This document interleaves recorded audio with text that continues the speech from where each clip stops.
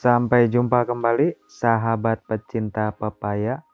Bersama kami, Ade Petani Indonesia. Pada kesempatan ini kita alhamdulillah diberi kemampuan oleh Yang Maha Kuasa untuk menanam pepaya. Dan sekaligus kami mungkin akan sedikit berbagi pengalaman tentang cara penanaman yang baik ataupun penyiapan medianya untuk meminimalisir ketika kita tanam bibit menjadi layu seperti di foto.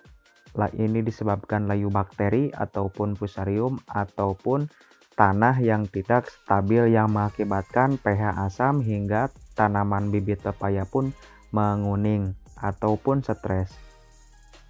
Adapun langkah pertama ketika kita mau menanam bibit pepaya ke lahan ataupun ke kebun, pastikan ketika kita mengeluarkan bibit dari polybag, jika Anda menyemai dalam polybag plastik, pastikan jangan sampai hancur media ininya, jadi akar tidak akan putus.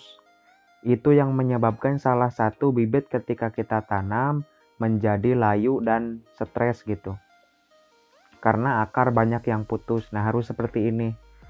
Nah, untuk langkah yang kedua, kita tanam yang sebelumnya medianya ini sudah kita beri dolomit, sudah beri kompos dan trichoderma sebagai agensi hayati pengendali jamur tular tanah ataupun cendawan penyakit yang ada dalam tanah.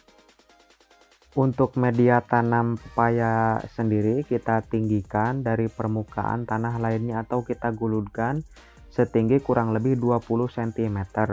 Tujuannya jika pada musim hujan curah tinggi, bibit pepaya kita tidak akan tergenang. Itu salah satu penyebab daripada busuk akar ataupun layu bakteri. Setelah bibit kita tanam, kita siapkan air 10 liter, lalu berikan trichoderma cair sebanyak 3 tutup botol.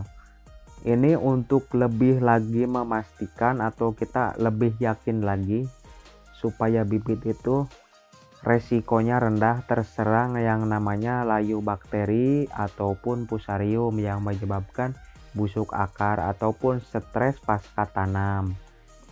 Nah, setelah kita larutkan trichoderma cairnya dengan air 10 liter, kita berikan kurang lebih 200-300 cc setiap tanaman, kita kocor langsung dari atas hingga ke akar.